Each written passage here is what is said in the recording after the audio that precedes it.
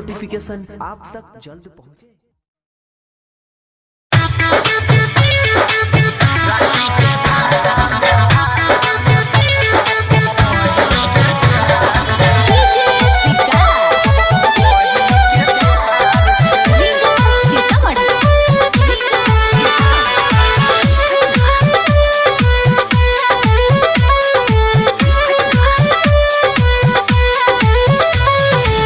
दुनिया में सबसे पावन त्योहार छे, दुनिया में सबसे पावन त्योहार छे। राखी के धागा में बहिन के प्यार छे, राखी के धागा में बहिन के प्यार छे।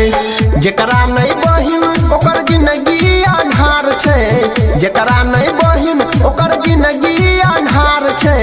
राखी के धागा में बहिन के प्यार छे, राखी के धागा में बहिन के प्यार छे हो, राखी के धागा में बहिन के प्यार छे।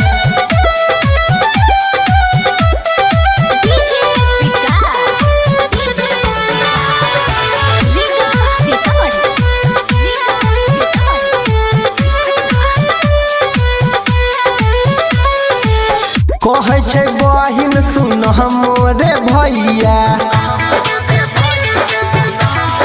हाँ हाँ कहे छे बहिन सुन मोरे भैया। राखी बंधवाला नहीं लगत रुपैया, खुशी तू रह सलामत रह, खुश तू रह सलामत रह।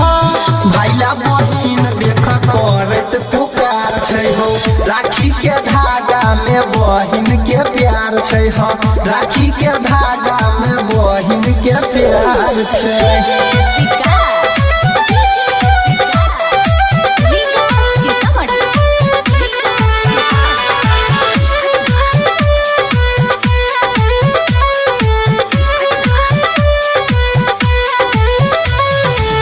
राखी बचाबै छै सब मुश्किल से, हाँ हाँ राखी बचाबै छै सब मुश्किल से। कहे छै सनी देख गायक अनिल से, जे नहीं बन्हाबै कलाई में राखी, जे नहीं बन्हाबै कलाई में राखी। सुनो ओकर जिंदगी भैया पूरा बेकार छै हो, राखी के धागा में बहिन के प्यार छै हो, राखी के धागा